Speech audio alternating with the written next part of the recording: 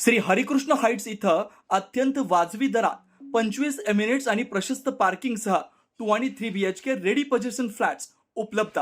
बुकिंगसाठी संपर्क पार्श्वनाथ प्रोजेक्ट 9090 78 78 33.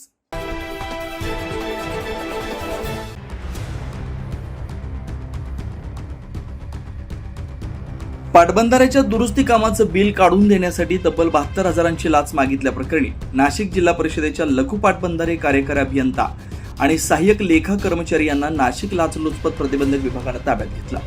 वैशाली ठाकरे, अरुण धारणकर असं लाचलुचपत प्रतिबंधक विभागानं ताब्यात घेतलेल्या संशयितांची नाव आहेत.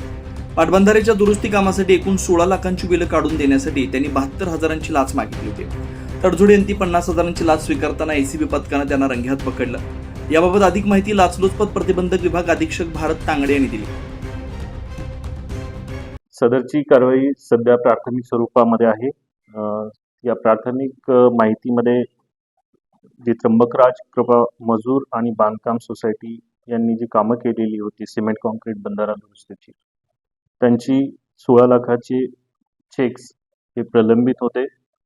त्या प्रलंबित चेक देण्यासाठी सद्यस्थितीमध्ये जी आम्ही ट्रॅप कारवाई केलेली आहे त्यामध्ये अलोसे श्रीमती वैशाली ठाकरे, कार्यकारी अभियंता वर्ग 1, लघु पाटबंधारे विभाग, जिल्हा परिषद नाशिक, आणि दुसरे अलोसे जे आहेत अरुण धारणकर, हे वरिष्ठ सहाय्यक लेखा वर्ग 3 आहेत, लघु पाटबंधारे विभाग, यांनी लाचेची मागणी केलेली होती आणि लाचेची मागणी केल्यानंतर लाच स्वीकृती करताना यांना ताब्यात घेण्यात आलेला आहे.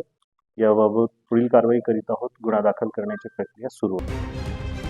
पुढील कारवाईसाठी त्यांना लाचलुचपत प्रतिबंधक विभाग कार्यालयात दाखल करण्यात आलं. पुढील चौकशी सुरू असल्याची माहिती संबंधित लाचलुचपत प्रतिबंधक विभागाकडून देण्यात आली. मात्र 15 दिवसात ही मोठी कारवाई असून याआधी देखील जीएसटी विभागात उच्चपदस्थ अधिकाऱ्यांना 20 लाखांची लाच घेताना एसीबीनं ताब्यात घेतलं होतं. कठोर कायदे असताना देखील नाशिकच्या महसूल क्षेत्रात अशा प्रकारच्या कारवाई होत असल्यानं नाशिककरांकडून संताप व्यक्त केला जातोय. 9 न्यूज महाराष्ट्रसाठी प्रतिनिधी इसाक कुरेशी, नाशिक.